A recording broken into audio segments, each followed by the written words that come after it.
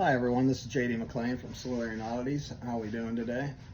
Today I want to talk about keeping Australian and Indonesian pythons, which are a big passion of mine here at Solarian Oddities. So let's get into it with buying your animal. You want to look for clear eyes, signs of dehydration, which can be folds in the skin, or you'll see wrinkles, lethargy, which is never good. You want the animal to be as active as it should be for the species it is. The bright clear eyes are a good indicator, and you also want to look for parasites of any kind. If you're buying a wild caught Indo or something because you're looking to get into a different rare species, might not be a bad idea to check for ticks, which do exist in the wild. If you're buying captive bred, or even on wild caught, you should check this as well. You should check for mites, which are small, round, black bugs. You can often see them crawling around the head and the neck of the snake, and other parts of the body as well, but they tend to congregate up towards the head. You want to look for those. You can look at the skin. Sometimes mites get up under the scales and you can see raised scales and things like that. The chin groove on a snake is a common place for mites to get into. Also the heat pits. So look for all those things. And that's the first thing you want to do when buying an animal, is just check the overall good health. If you're buying online or something, ask for several pictures. It's tough because you can't handle the animal in person, or get a good look at it or things like that. So but ask for several pictures. If you're buying Aussie Indo, I'd ask for pictures of adults. That way you have a better idea of what your animal is going to end up looking like as an adult. And also you've got like some kind of at least minor lineage there to it. Number two, you want to talk to your breeder about the animal. So when you're buying an animal, whether it be online, at a show, in Lowe's parking lot, whatever it might be, you want to talk to the person about that animal. And hopefully if you're meeting someone, you've talked to them about this already, but at a show, you want to talk to them, get history of the animal, figure out what it's eating, ask them what temperatures and what humidity they're keeping it at, and compare it to your studies you've already hopefully done on husbandry about your animal you're wanting to buy. So talk to your breeder, get all the information you need. If you want a birth date, get that if you can. A lot of breeders will have that. For me, I just kind of pull up my Instagram because I post everything that hatches. So Instagram will have the hatch date right there for me, and I can be like, okay, this was born October 5th, 2022 or whatever, So yeah, if they've had the animal for any time at all, they should be able to give you some kind of information on it. If they bought that animal from somewhere else, try to see if they can get information from you, from the person they bought it from, if they don't have it or whatnot. So it's always nice to know things about the animal you're buying. So like I said earlier, husbandry, know your husbandry ahead of time.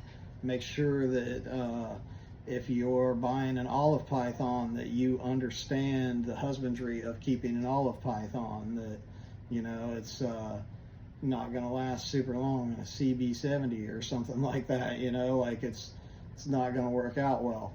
So make sure that you know the husbandry of your animal, not only at that phase where you're buying it as a hatchling or a juvenile, but as an adult. Know the requirements that you need for these animals. That'll save you a lot of trouble down the road. So have an enclosure ready when you get it home. That's part of knowing your husbandry on these animals. When you're dealing with caging and you're dealing with heat, it's not as easy as just kicking on the heat and it warms up in a few minutes to that. It's not a house. It doesn't have vents and everything else that an HVAC. So you're going to put that probe on your heat tape, and you might set it to 90, but that doesn't mean your cage hotspot is going to hit 90 just because you set it that. You're going to need a temp gun or something to take the temperature on that cage floor or that cage to get to the ambient temperature, hot spot temperature, or coolant temperature that you want. And that doesn't usually just happen in a few hours. That takes a couple days usually to set in. So that's something to think about when you're buying a reptile. Make sure that enclosure is set and that temperature and humidity and things like that are what they're supposed to be before you get it in there. Excuse me. So yeah, just look the animal over well, talk to your breeder and know your husbandry and have your enclosure ready. Those are the 4 big things when you're buying an animal. We'll go into keeping the animals now, which basically it will include you bringing your animal home here.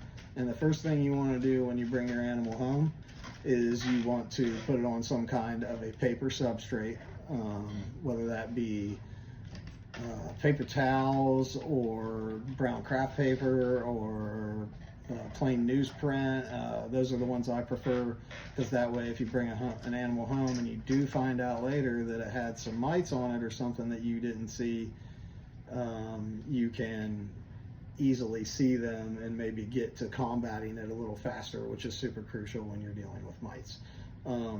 That being said, when I bring that animal home, that's when I start an 120-day quarantine period. I would recommend at least 90 days.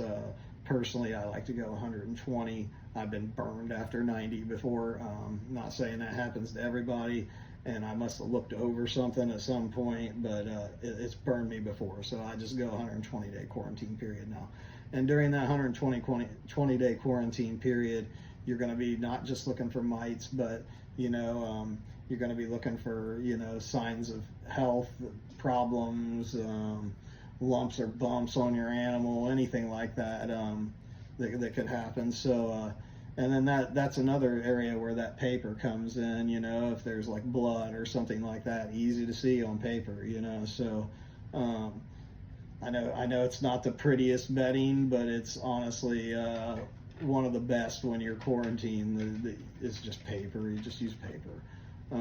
I even keep a lot of adult snakes on paper and stuff because of the ease of cleanup. And on top of that, the paper has the benefit that it doesn't let mites bed as easily as something like aspen or bracted bark or cypress mulch or something like that.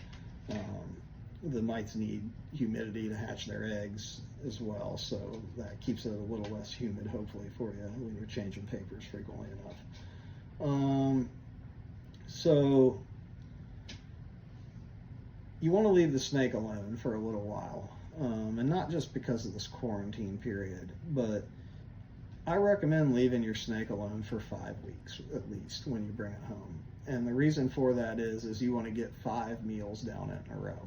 You want it established on food before you ever think about handling this thing and adding a little bit of stress to its routine, because handling does cause a small amount of stress, and it is more for the keeper than it is for the animal.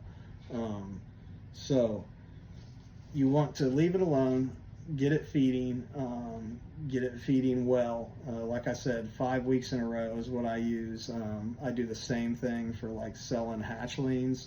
I need them to eat 5 frozen thawed meals 5 weeks in a row, and then I'll consider letting them go at that point, unless they're just so beautiful that I just want to keep them. But yeah, definitely.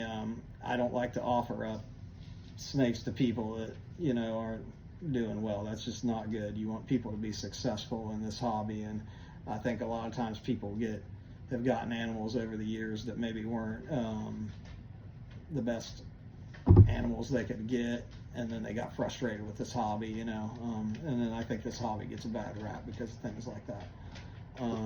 But there's a lot of us out here that really love these animals and take great care of them. So yeah, leave it alone.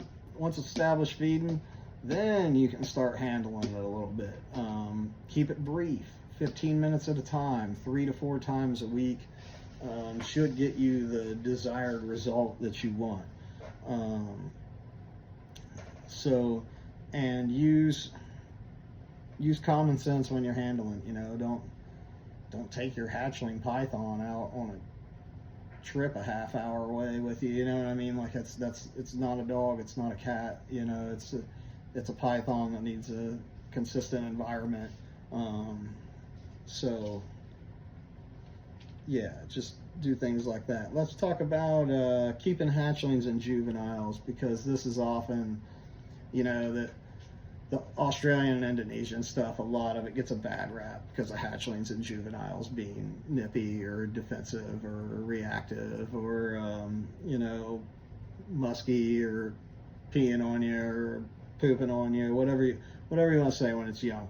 When you're dealing with babies, that is a fairly normal behavior, and you should actually see that as a good sign when you're purchasing. Just have patience with them. I mean, it might, your Aussie Indo stuff, some of it might not be the nicest its first few years of life, honestly. And you want to use your tools in this situation. You want to have a snake hook or something that effect. A roll of paper towels also works great. You can just, when you go into your snake's enclosure, the biggest time you're going to get bit is when you first go in, because they're thinking that food's coming at them more than likely, or at least they want to wish it was food, if nothing else. So what I do is the snake will come up, you know, and you can tell it's interested in something, and that interest is usually like, hey, are you going to give me some food? So what I'll do is I'll take a snake hook, roll of paper towels, and I'll just touch them, you know, like a half inch, an inch behind the head, lightly, you know, just touch them a couple times. And often the snake will get the hint, and it will kind of turn into flight mode a little bit and kind of turn around and move away. And that's when it's easiest to pick up your snake, because your snake is not on point looking for food. It's turned around and moving away, so you can scoop under it, which, you know, works a lot better when you're dealing with snakes than just reaching for their face. So it's just a lot easier. And then with the hook, if you got an exceptionally bitey animal or something, say you're working with like northern white lips or something like that, that way you can maybe tail that animal and keep the front end out of it on a hook, so it's not biting the living crap out of you the whole time you're handling it or something, you know. So it's just a good protocol to use hooks when you're dealing with a lot of these pythons. They can bite you, which is something that I want to touch on here as well, because I think too many people in this community are too scared to talk about being bitten by snakes, even though it's a very real part of keeping snakes. Nobody wants to be bitten by their snake, you know. If you do, you're like a pain junkie or something maybe, but you know, like I'm tattooed everywhere, and like I don't want to be bitten by snakes, you know. So it happens, and I don't worry about getting bitten by snakes. I think oftentimes you'll find if you're somebody that doesn't really worry too much about getting bit by them, you really don't get bit that often. And also that, you know, if you're experienced, you kind of know what to look for in the animal, and what signs there are often before it bites. It's something that it's hard to explain, but you know, if you've been around, you know what to look for. So just don't get frustrated with like hatchlings and juveniles being nippy. Use your tools, get them turned around, work with them. You'll often find that in a few sessions, some of them will calm down even, and if they don't, you know, then you still have a pretty awesome looking animal, and you can just pretty much wait till it gets to adulthood or sexual maturity, and it'll be a lot nicer for you more than likely. By that time it will have learned the routine that you do, and it will have its routine down pat. So I often find with a lot of these pythons that they start off, and you know, they can be fairly frustrating at times to deal with, you know, for a lot of people. But once they get to like adulthood, and you've got this animal that's just much more relaxed, it's great, you know. It pays off, you know. It's a lot better feeling than just doing something that's already known as like a calm species or whatnot. You know, there's really no challenge in that. You know, the challenge is, you know, I had this thing and it was hell on wheels, and now it's like this tractable, easygoing adult that is just curious and active and great, you know. So things to keep in mind when keeping Australian and Indonesian pythons. Don't think about what they look like if you're buying them as a hatchling, or even a young juvenile, like at that time. Think about what it's going to look like, you know, 3 years from now, 5 years from now. Those patterns get pretty intricate, and then like in your carpet python family, you can't really look at like little carpets all the time and tell what they're going to look like as an adult. Often like little jungle carpets, for example, like this one, she was probably gray and black as a youngster, or like even like a tan brown and black, you know. So and you can see here, you know, she's quite yellow and black. So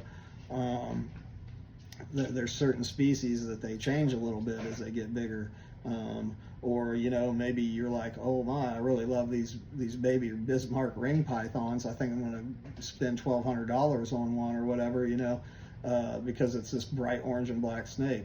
Well, when that snake grows up, it's not going to be bright orange and black. It's going to be more of like a bronze brown and black. So once again, knowing your animals, knowing about them and things like that helps a lot when knowing what you want to keep. So let's move on to the sexual maturity that we just mentioned. Like I said, pythons tend to relax at this stage. They tend to be a little more tractable. You still want to use caution when feeding them because they're larger animals, and they're still going to have that food response, and they still have heat pits, and your hand still reads the temperature of a rodent or a prey. So those things all combined, you still want to use caution. But most adults, like I said, are very tractable. When you have adults that are breeding, they're often extremely tractable. Gravid females, like I'll use my Anteracia as a prime example because my Anteracia are all freaking jerks. But when you've got a gravid female or a male that's interested in breeding, they often stop biting. They're not concerned about feeding anymore. They've been through a cooling period as well. I'm sure that helps quite a bit. But they're not worried about food. They're worried about mating and, you know, preserving their species. So that's the focus there. And when you can get a snake to turn that food mode off, it's fantastic, because you can really interact and have like a good time and things like that with your animals like you want to, you know.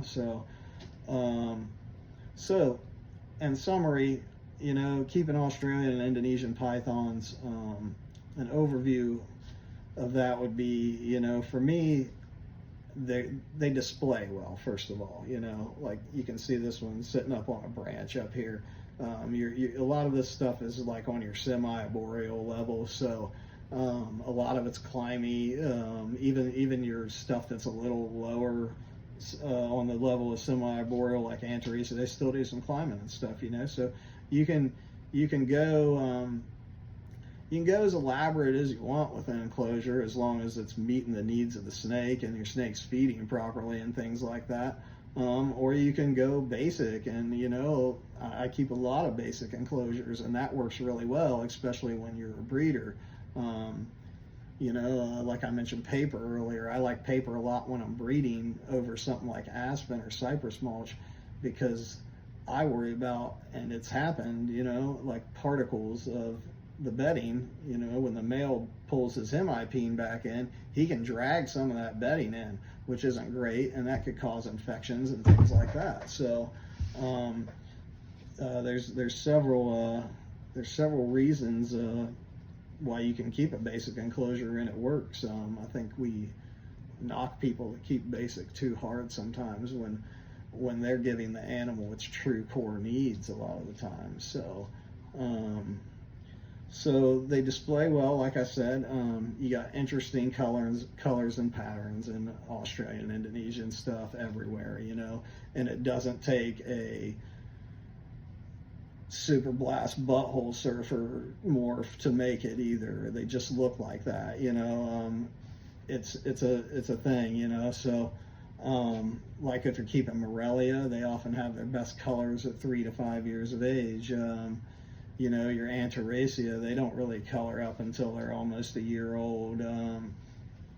And there's just a lot of interesting colors and patterns, like the Macklot's python with its freckling, or you have your plain snakes like the close relative, the water python of Australia and Indonesia. And then you have your scrub pythons that have your more intricate patterning and a lot of iridescence as well on a lot of these species. Scrubs are one I just mentioned. Macklots, anything in Liasis family, Macklots, Savus, water pythons, olives, all crazy iridescence. The Anteraceae seem to have a lot of iridescence as well, especially if you're dealing with like granite spotted morph or something. But yeah, definitely there's a lot of interesting colors and patterns to choose from, and there are morphs as well, if that's what you're into. I don't want to not keep morphs earlier because I have morphs of stuff, but like a lot of these pythons from Australia and Indonesia are pretty nice looking without ever doing a lot of morphs. Now, something like this jungle carpet, most jungle carpets aren't going to be a bright black and yellow in the wild. This is something that's been, bred in lines over the time to, they take the yellowest and blackest animals to get the yellowest and blackest animals, basically. It's just kind of a simple genetic thing.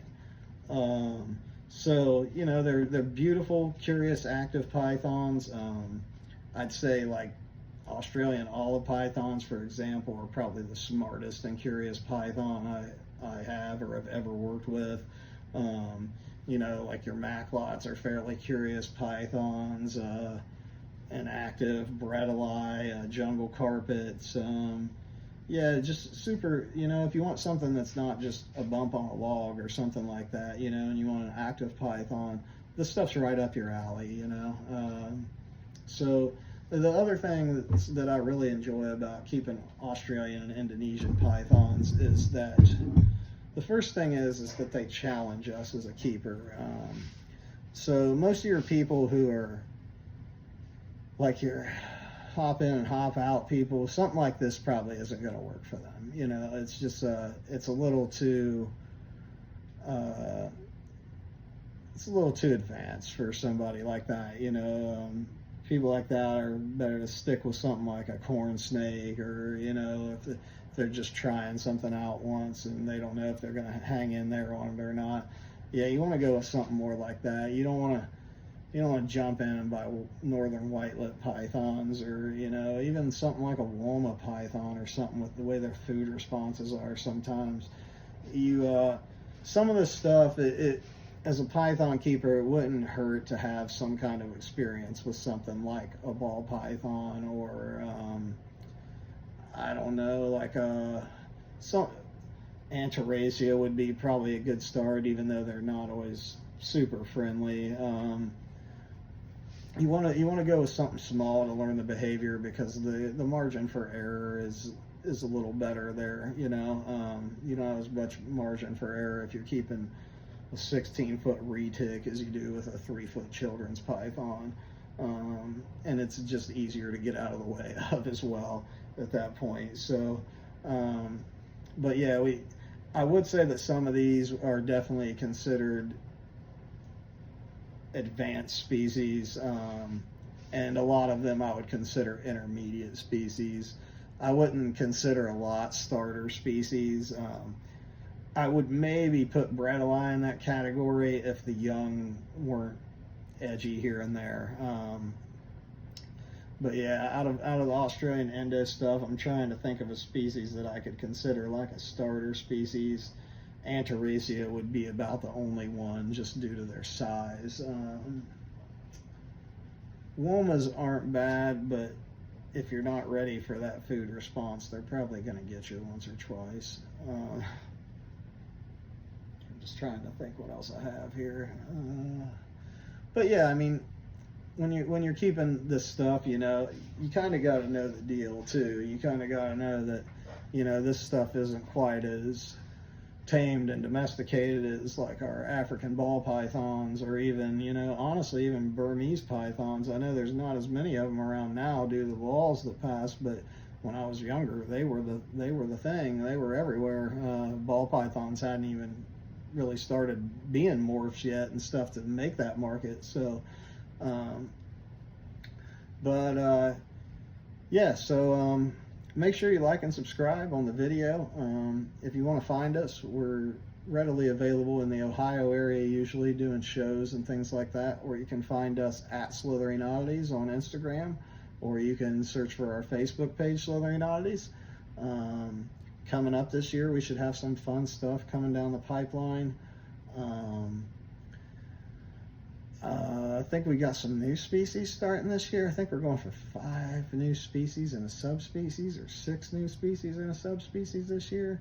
But just going around the room in my mind, looks like we got some blood pythons coming. Looks like we hit on our Timor maglots already. We're trying to hit on our Rhodies, and we've been seeing some activity there. If you've never seen a Rhode Island maglots python, they're amazing. You don't see a lot of them around. We're working on our Brettles pythons right now. We've got hypo, stripe, normal we're working with. We gave our Olives the year off this year because she needed a break after last year, which is also important when you're breeding snakes. Sometimes your girls need a break. Do the jungle carpet pythons here. This girl is gravid right here. Water pythons, I was looking at our Woma yesterday, and she's looking decent. We'll see how that pans out. Cape York spotted pythons we're still on the fence about, but we're hoping we get some of those. We got 3 Stimson's, Eastern Stimson's pythons that look great right now. We'll probably get a couple clutches of children's pythons, I imagine. I'm looking at 3 clutches of spotteds from what I can see right now. And then we've still yet to pair colubrids, and actually we've also got an Amazon tree boa project going with somebody, but we'll see how that pans out. She might not go. She's borderline, probably might be slightly young, but we'll see. We're trying to put some weight on her to get her going.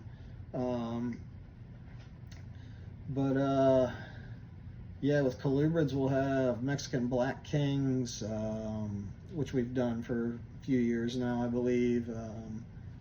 And we're looking to produce some Hondurans and some variable kings, and then also albino Limburg rosy boas this year we're shooting for. So yeah, we got quite a bit of stuff going on here this year. We're hoping we can produce a lot of cool stuff, and yeah, that's about it. Hopefully we'll produce some really cool stuff for everybody to look at.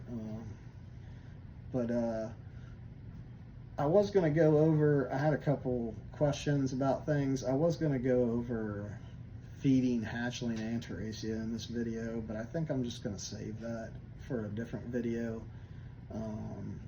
So this was more just about the general overview keeping of Australian endo species. If you like the video, let us know. Maybe we can do some species videos and things like that. Hopefully you got some info out of it. Hopefully some of the things I said make sense. You know, I look at things a little differently than most people. So, you know, but I've been keeping for a long time, and I just try to learn from my experiences and go with the flow a little bit in that direction. So, yep, like and subscribe to the video. Check us out, Slithering Oddities. Thanks. Have a great day.